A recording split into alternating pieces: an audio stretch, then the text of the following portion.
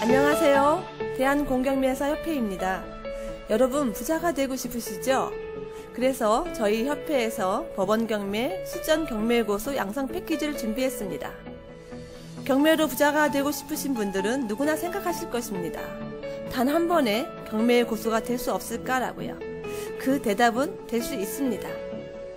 도기한과 부자되기 과정은 이론 부분의 법원경매 최고위 과정과 실전 부분의 1:1 PT 과정 2회, 시세 분석, 명도 화법, 포커스 과정, 그리고 컨설팅 비용 100만원 할인권까지 이 모든 것을 한 번에 다 가질 수 있는 과정입니다. 법원경매 이론과 실무, 그리고 실전 투자를 도기한 협회장에게 직접 배우면서 할인 혜택까지 받을 수 있는 최고수가 되는 패키지. 도기한과 부자되기는 당신을 부자로 만들어 드릴 것을 약속드립니다. 지금 전화 주십시오. 당신의 5년을 벌어드리겠습니다.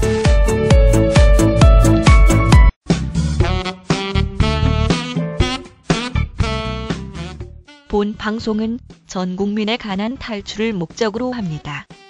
돈을 벌 수밖에 없는 확실한 재테크를 가까이 두고 엉뚱한 곳에서 애써 벌었던 돈을 날리는 어리석은 짓을 중단시키기 위해 만든 방송입니다. 법원 경매와 공매 지식은 물론 경제 상식을 주로 다루며 일방적 지식 전달이 아닌 쌍방향 소통을 중시합니다. 그럼 국유재산은 뭐냐? 그냥 말 그대로 국가 거예요. 국가 거가 있겠죠? 국가의 재산을 팔 때도 있고 임대해 줄 때도 있다. 그럼 통상은 국유재산을 임대하는 경우가 다반사로 형성되어 있습니다. 다반사, 임대. 국유재산 임대.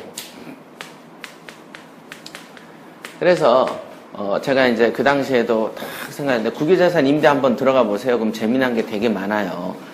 되게 임대 수수료도 쌉니다. 되게 싸요. 옛날에 요즘에 이제 토지 같은 경우도 임대 보면은 뭐 몇백 평에 1년에 5만원, 10만원 이래요. 그러니까 땅을 굳이 여러분들이 나 전원 농사를 짓고 싶어요. 그러면서 굳이 땅을 사지 마세요. 농사 지을 거면 그냥 얼마 짓지도 않을 거잖아, 솔직히. 처음에는 재미로 하지만은 처음에 이렇게 좁은 땅을 나 혼자 하라고요? 뭐 하다가 나중에 보면 엄청 커 보이잖아. 이렇게 게을러지면 한 5평만 요 정도만 돼도 본인이 혼자 하기 힘들다던데요? 힘들대. 그래서 이제 농사 중에 제일 농사는 뭐죠? 건달 농사가 뭐예요? 고구마, 감자. 그걸 건달 농사라 그럽니다. 씨만 뿌려놓으면 지가 알아서 저절로 쑥쑥 크는 거를 건달 농사. 이렇게 표현하죠. 그러니까 농사꾼인데 건달처럼 놀아. 그래서 제가 이제 제천에 그 땅을 샀을 때도 가장 만만한 고구마를 씨를, 씨도 뭐 이쁘게 안 심어. 그냥 뿌려버려. 날로면 낫고, 뭐 적자 생존이지 뭐. 이렇게. 그잖아요. 그거 캐서 먹고 살 건 아니잖아. 그냥 뭐, 그렇죠. 그러니까 엄청 노력보다는 씨도 그냥 대충 뿌려버리고, 그 다음에 원래 이렇게 비닐로 이렇게 꼬랑 치죠? 그 다음에 비닐로 싸고 거기에 그 구멍을 뚫어요. 구멍 안에다만 씨를 몇 개 이렇게 합니다. 아시죠? 그래도 물 주고 덮어.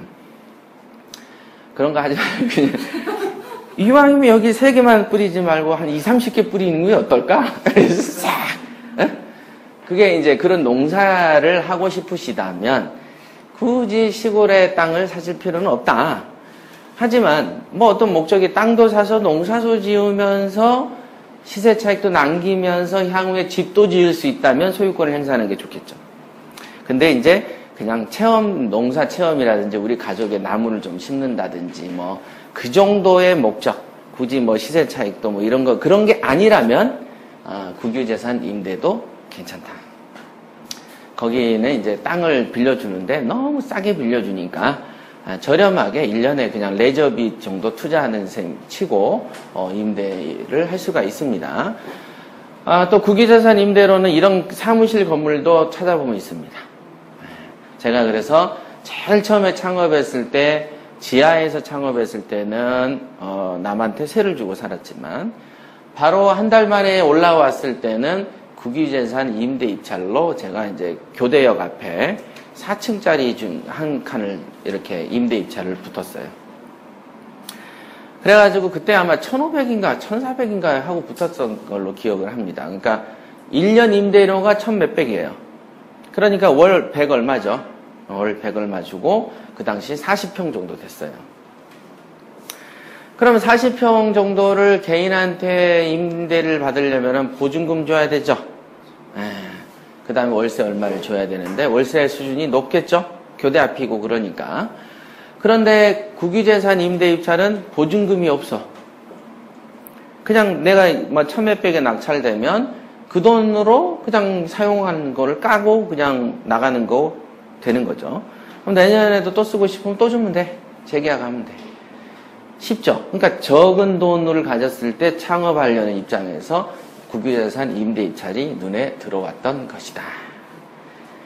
그러니까 결국은 이게 제가 뭐 대단한 사용법을 개발한 게 아니고 없는 형편에 뒤지다 보니까 이러면 어떨까라는 생각이 들었던 것이죠. 그러니까 여러분들은 그런 내용을 듣고 한번 뒤져보시면 다르게 보인다. 이게. 그러다 보면 여러분들이 알고 있는 길가에 가다 보면 있는 노면 주차장. 노상 주차장 있죠? 예, 시유지, 국유지. 그런 경우도 임대 입찰을 해서 사업을 하실 수 있습니다. 그러니까 주차장 사업을 하셔도 돼.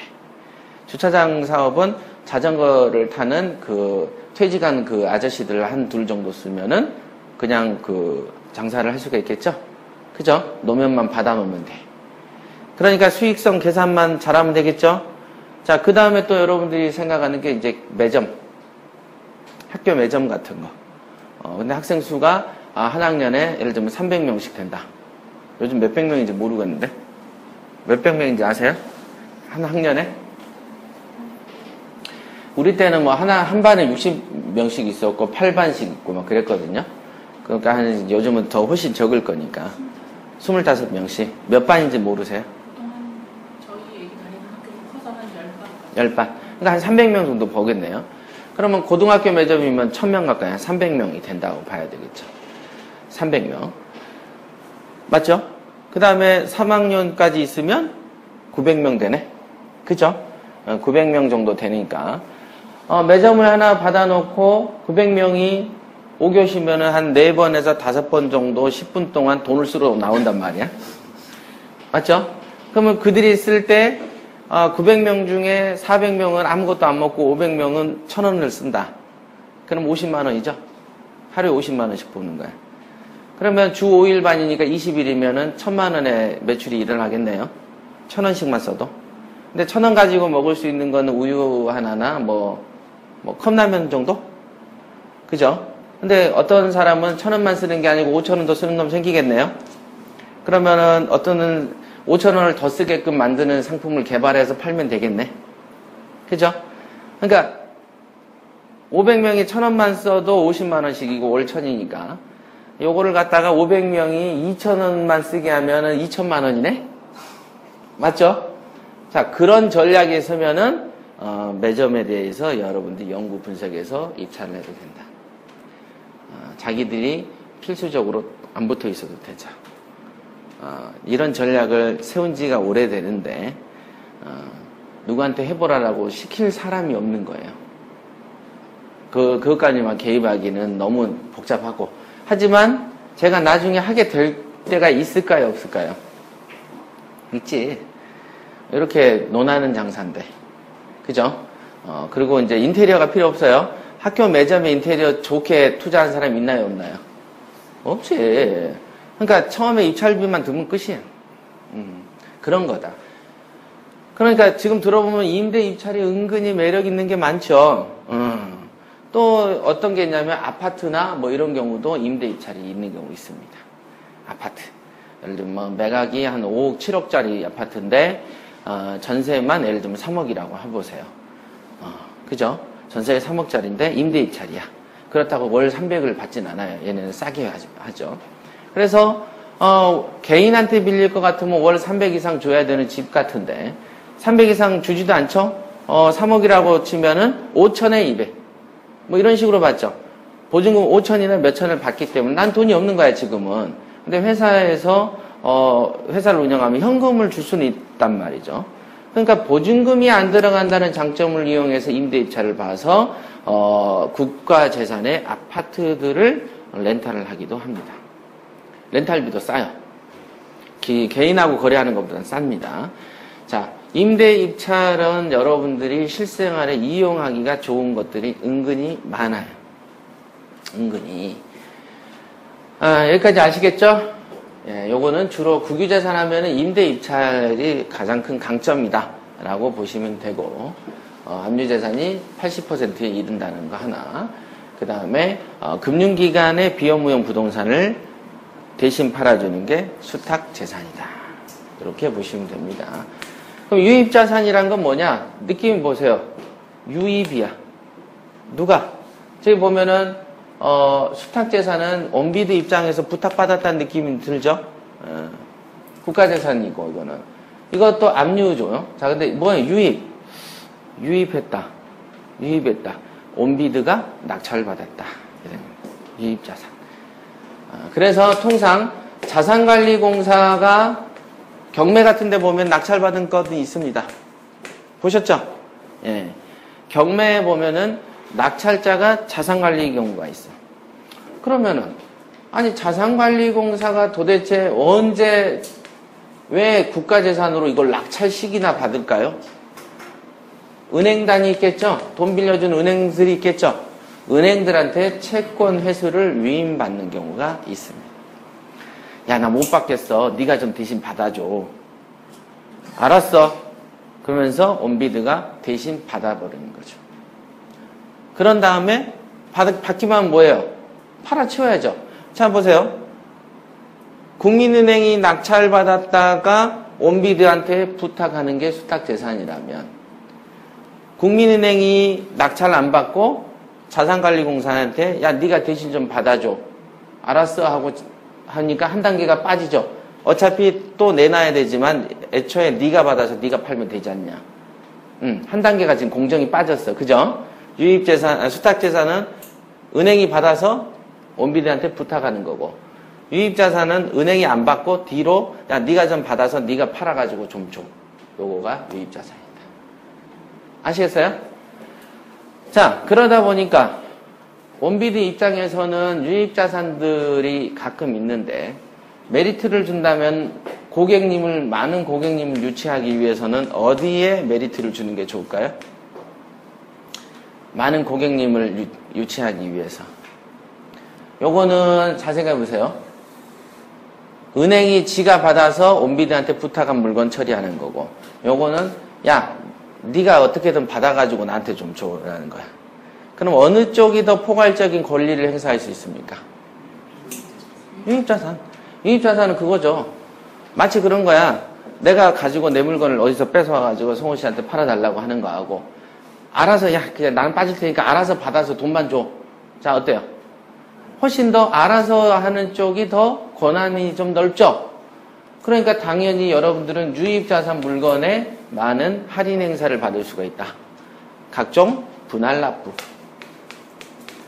돈 한 번에 안 주셔도 되고요. 좀 나눠서 좀 주세요. 카드처럼 분할 납부가 됩니다. 그죠? 제가 두 번째로 첫 번째 경매 물건하고 두 번째로 받은 공매 물건이 천안에 있습니다. 팔았어요. 몇 년 전에. 그 천안에 있는 물건이 사회 분할 물건이었어요. 그래서 매 한 3개월로 한 분기당 300만 원씩 내면 됐어요. 400씩. 그러니까 돈은 없는 입장에서, 목돈 없는 입장에서 돈이 될 것 같으면 계약해놓고 분납하면 되잖아요. 쉬워요, 어려워요? 쉽잖아요. 그러니까 여러분들이 홈쇼핑에서 사는 이유 중에 하나가 뭐예요? 16개월 또는 24개월 무이자 행사하잖아. 그러니까 사잖아요. 그러면서 매월 얼마씩만 내세요. 딱 그런다. 한 160만 원짜리도 매월 6, 7만 원씩만 내십시오. 이렇게 하니까 여러분들이 자금에 대해서 계획을 세우기가 좋고, 탐나는 물건은 먼저 사기가 좋고, 파는 놈 입장에서는 빨리 팔아서 좋다. 그러니까 그런 장사를 하기에는 유입자산만한 게 없죠. 그래서 여러분들이 공매를 뒤지다가 유입자산을 딱 보면은 요거는 자금 순환이 좀 좋겠는데 라는 생각을 갖고 보는 사람과, 그렇지 않고 야, 이거 낙찰이 5억 정도 3억 정도 돼, 나 3억 없으니까 포기해야지 하는 거하고는 다르죠. 이건 분할이 되나 본데? 이렇게. 자, 그래서 이 유입자산 같은 경우는 분할 납부가 특징이고 또 장점이 뭐가 있냐면 이런 경우 있지 않겠어요? 잔금을 치러야 내부 수리를 하죠. 그죠? 잔금을 치러야 내부 수리를 해. 그런데 잔금을 치르기 전에 이왕이면 내부 수리 다 하고 잔금 치르고 들어가거나 임대 주면 좋겠죠? 그 기간을 버는 것만 해도 얼마입니까? 그런 게 허용이 된다, 이게. 저 같은 경우는 그때 400만 원씩 사회 그 분납인데요. 2번 정도 낸 다음에, 그러지 말고, 내가 세를 좀 내자. 집도 좀 보여주고. 그럼 세를 좀 내려면 뺑기도 좀 칠해야 되고 하니까 페인트도 좀 칠하고, 세도 좀 내면 안 될까요? 이렇게 했더니 하라고 하더라고. 그러니까 나는 잔금을 치르기 전 상태인데 뺑기도 하고 세를 벼룩시장 같은 데 내가지고 그 당시에 제가 서울에서 일하고 있는데 전화가 와서 그 천안에 집으로 와라 그랬어요. 그래가지고 A4지 한 장 가져가서 그냥 볼펜으로 그 계약자, 그죠? 세입자 이름하고 이렇게 집주인 이렇게 대충 써가지고 계약을 한 적이 있습니다. 그래서 그 돈을 받아서 잔금을 치렀죠. 좋죠. 가장 이 경매와 공매에서 제일 중요한 포인트는 뭐냐면 남의 돈의 활용법이다. 내 돈 가지고 가끔 보면은 카드 대출, 저는 카드도 안 써봤어요. 대출도 없어요. 이걸 자랑으로 얘기하는 사람도 되게 많은데, 그거는 무능하다는 거에 다른 얘기다.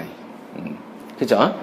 그 말은 뭐냐면, 저가 이제 경매를 지금까지 해오면서 느끼는 가장 큰 거는 뭐냐면, 남의 돈을 가능하면 꽁돈으로 불러올 수 있는 능력이 있으면 그 사람은 성공한다. 그러니까 평상시 대인 관계가 좋고 친구 관계가 좋아서 돈을 끌어오기는 걸 잘하는 사람은 경매를 그 사람이 제대로만 배우면 그냥 고속도로 타는 거하고 똑같아요. 그런데 내가 대인 관계가 좋고 어디다 돈 한번 빌린 적이 없고 돈 한번 빌리려면 힘들고 또 입이 안 떼진다 그러면은 경매로 큰 돈 벌기가 어렵습니다. 그러니까 경매로 돈을 번다는 것 자체는 대인 관계가 좋아야 되고 그 사람의 인격이 훌륭하다는 얘기다라고 내가 옛날부터 늘 얘기했어요. 경매는 인성이 반영된 거다 이게. 주식은 인성은 상관없죠. 무역도 인성하고 관계없어요. 그런데 이상하게 경매는 자체가 인성과 관련돼 있다. 자기의 품성, 마인드랑 굉장히 직결돼 있어요. 그래서 이게 마음이 이렇게 심장이 이렇게 가다져 있는 사람이 성공하지 못하고 마음이 열려야만 성공한다. 오픈 마인드가 돼야 되고요. 다양한 시나리오들에 능통해야 돼. 그러니까 자유자재해야 돼. 아까도 말했듯이 문을 열고 들어왔네 나갔네 어떤 차이가 없고 경매와 공매도 벽이 없습니다라고 하는 건데 지금도 여러분들이 보면 앞에가 한 10m 벽이 콘크리트 벽이 세워져 있는 것처럼 경매에서 공매로 못 넘어간다. 대다수가. 무슨 그걸 또 넘어간 걸 대단한 발견인 것처럼 무슨 콜럼부스가 신대륙 발견인 것처럼 나 공매에 입성해서 이런 감탄사를 쏟아내고 이런 거 아무것도 아닌데 뻘짓합니다. 아시겠어요? 이렇게 됩니다. 그래서 유입자산을 보다 보면 은근히 매력이 상당히 있습니다. 분납도 되고요. 그 전에 인테리어 다 할 수가 있고. 금년도 중반 정도에 우리 광주지사죠. 광주지사장이 구입했던 물건들 중에 그런 게 있어요. 한 6억 5천짜리가 5억 몇백인데 그냥 5억 천이라고 하시죠. 6억 5천짜리를 5억 천에 계약을 했어요. 잘 산 거예요, 안 산 거예요? 요즘에 아파트를 이 금액에 살 수 있을 것 같으세요? 없을 것 같으세요? 불가능하다. 불가능하죠. 이 정도면 몇 퍼센트죠? 70%? 76, 42, 75, 35. 한 80? 86, 48, 85, 40. 80이 안 되네요. 일단 70 몇 프로에 형성이 돼 있다. 그러니까 1억짜리를 7,600에 샀다 그러면 에이 이러잖아. 6억 5천짜리를 5억에 사면 오 이런단 말이에요. 왜? 퍼센티지가 금액이 커질수록 마진율이 커지니까. 이거 상당하죠. 1억 이상은 남는 물건입니다.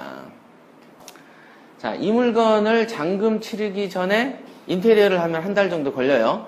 만약에 80%를 대출받아 보십시오. 5억에 80%면 4억이죠.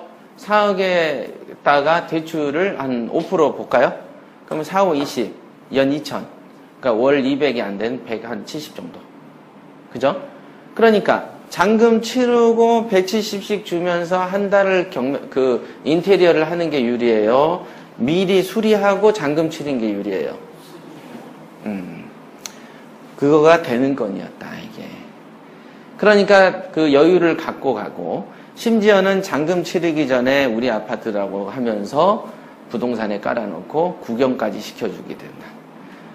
낙찰받기 며칠 전부터 부동산에 우리 거라고 하고 시세 조사를 했더니 집을 보여달라고 해가지고 그런 적도 있었다. 본 사람도 있습니다, 실제로. 문을 따달라. 내가 본 다음에 살려야 될 거 아니냐.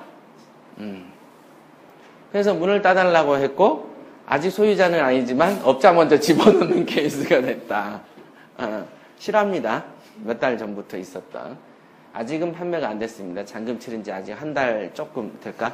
이 정도. 자, 이런 사례가 있는데 이건 또 뭔지는 공개는 안 하겠지만 어떤 벌써 여러분들이 알고 있는 경매나 공매의 어떤 지식하고 좀 다른 형태죠? 그런 다른 시장이 있다. 아시겠습니까? 이런 게 공매의 매력입니다. 매력. 그러니까 돈을 벌 수 있는 다양한 이런 원인이 있으면 경매는 정말 요거예요. 더 많은 어둠의 세계가 있다. 도매 시장, 더 많은 시장. 이런 것들을 찾으셔야 되고, 당연히 저런 걸 찾는 사람은 누구가 될까요? 부지런한 사람이 되고, 겁이 없는 사람이 되지. 그죠? 이런 거. 그러니까 결국은 이것도 생각의 문제인 거예요. 생각이 이 메인 머리에서 야, 저건 안 해야지 하고 잘라버리니까 그 순간 날려버린 돈이 연간 몇억 원에 이른다고요? 1억 원이 이른다고. 내가 경매를 접하고 10년 동안 공매를 안 보면 10억 정도 날렸다고 보면 돼요. 진짜로. 기회가 있어. 없는 게 아니고 진짜 희한한 물건들이 있다니까요. 심지어는, 특히 이제 요즘에는 이제 옛날에는 저도 자동차를 이렇게 몇 대 사서 팔아봤지만, 경매에 나오는 자동차는 좀 평이한 케이스들이 많습니다. 그러니까 차쟁이들이라고 표현하는 자동차 딜러들이 많이 들어와요. 그런데 수익 구조를 잘 알죠. 이 물건을 얼마에 팔 수 있고 얼마의 수리가 들어갈 수 있다는 걸 잘 알기 때문에 베팅이 힘이 있어. 근데 자동차를 잘 모르는 사람은 내가 이게 얼마에 파는지도 모르겠고 수리비를 어떻게 드려야 될지도 모르는 입장이다 보니까 베팅에 힘이 없죠. 그러니까 잡아가면 다 차쟁이들이 잡아가. 근데 이런 차쟁이들조차도 공매에 들어오면은 수가 줄까요, 늘까요? 줄나. 그러니까 자동차에서도 개인들이, 여러분들이 자동차 전문가가 아님에도 불구하고 숨을 좀 쉬고 용돈벌이를 할 수 있는 기회가 있기도 한다. 자동차에도. 아시겠습니까? 예. 요런 게 있어요. 여기는 특히 자동차 같은 경우는 이제 우리 왜 페트롤카 같은 거 많죠? 네, 그런 거. 또는 교육부에서 있는 그 스쿨버스들. 그죠? 몇 년 쓰면은 얘네는 팔아야 돼. 그러면은 그 부서에서 팔아서 용돈 쓰는 게 아니잖아요. 세금인데 다. 그래서 이 루트를 통해서 팝니다. 공매 루트에서. 그러니까 그런 것 중에서 또 이렇게 가끔 건질 것들이 있기도 합니다. 진짜로.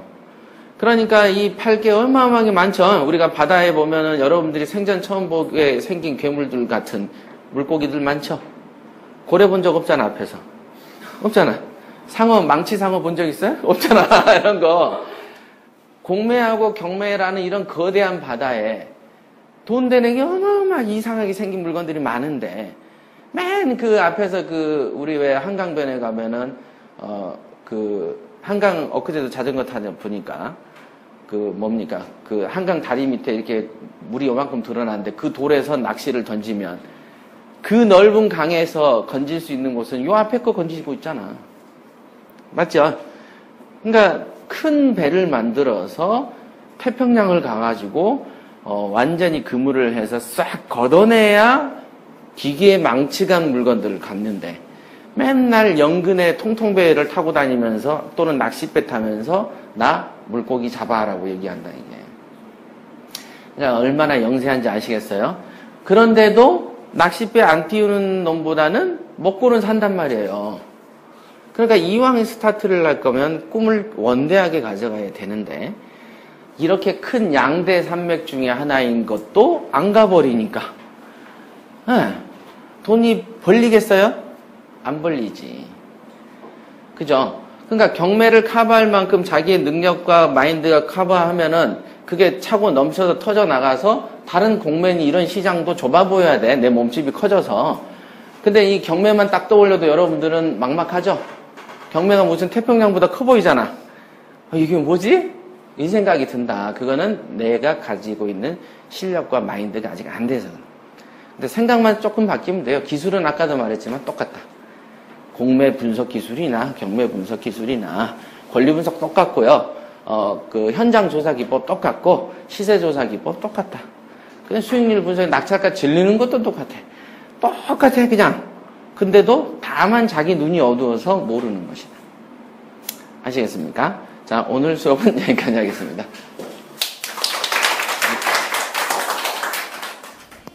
쉽죠?